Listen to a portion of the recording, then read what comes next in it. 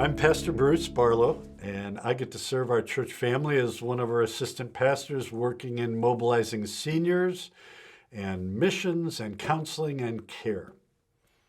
A friend recently posted a picture of a malnourished African girl.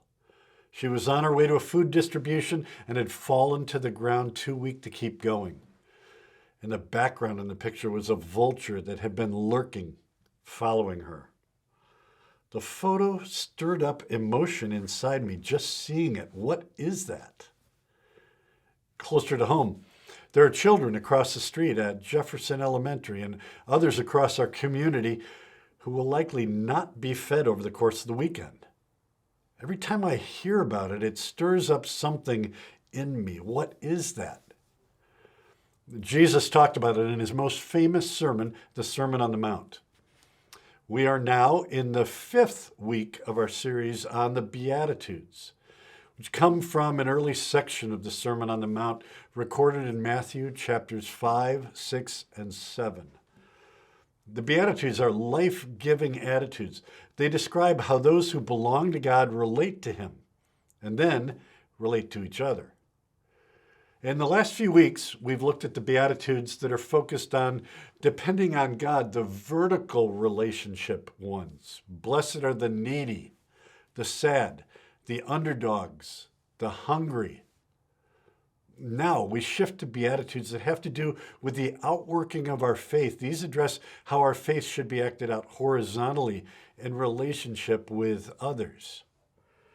It's in Matthew 5, verse 7. Blessed are the merciful, for they will be shown mercy. One has said, those who show mercy find it. What is mercy? The world is unmerciful, at least when it's true to its own nature. The world finds revenge delicious. The Romans said that mercy was, quote, the disease of the soul.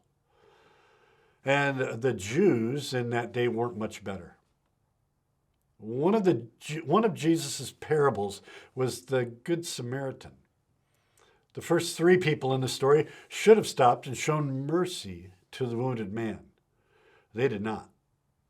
It was the Samaritan, despised by the Jews, who showed mercy. And remember that they criticized Jesus for his attitude of mercy toward the outcasts and the worst sinners of his day. So what is mercy? It equals to give help to the wretched, to relieve the miserable. It is sympathy and compassion in action toward anyone in need. A synonym would be compassion, but it's not the feeling of compassion. It's rather compassion in action, acting compassion. Mercy exists when something is done to alleviate the distress of another.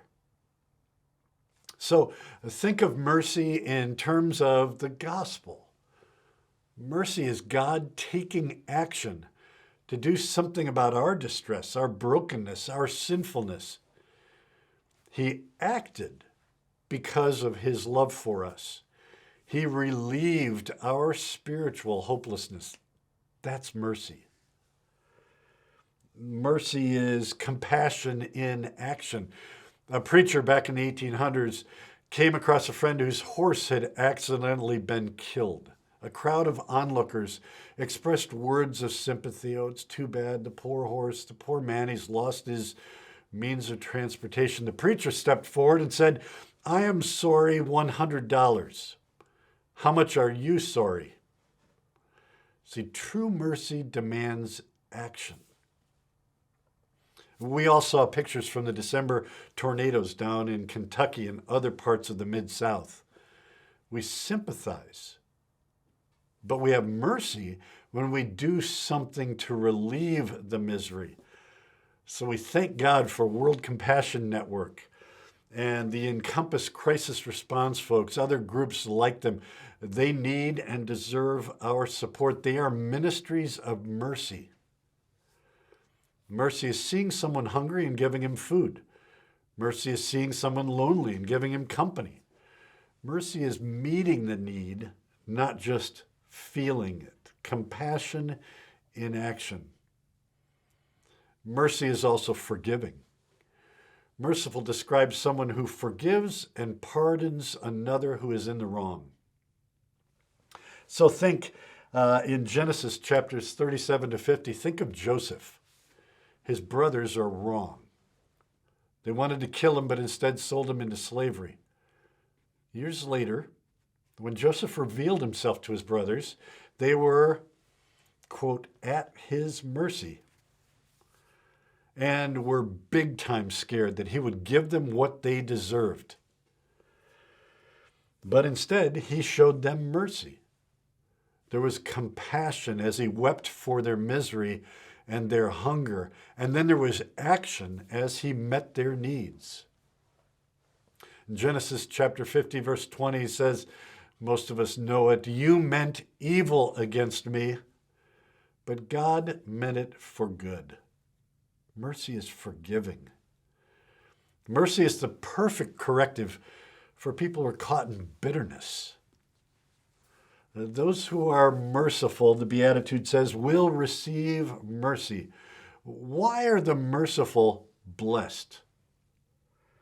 Because they will receive mercy.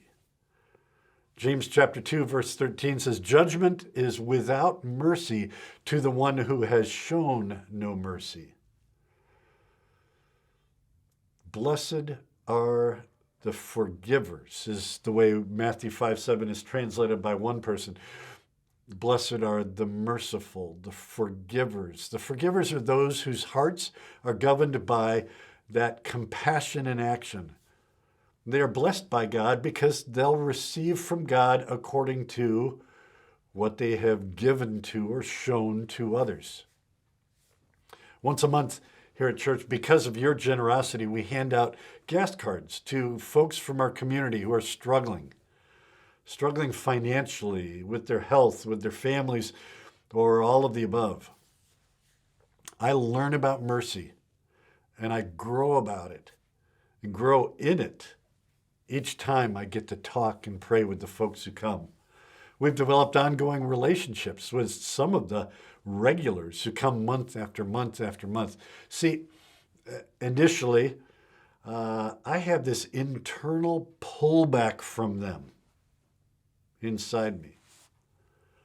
But as soon as I ask about them, that all melts away, and there's something inside that wants to act to help them.